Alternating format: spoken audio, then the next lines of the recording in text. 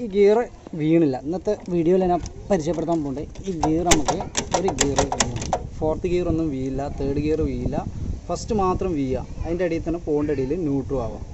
അതാണ് ഇത് ഇന്നത്തെ പ്രശ്നം. ആ പ്രശ്നത്തിൽ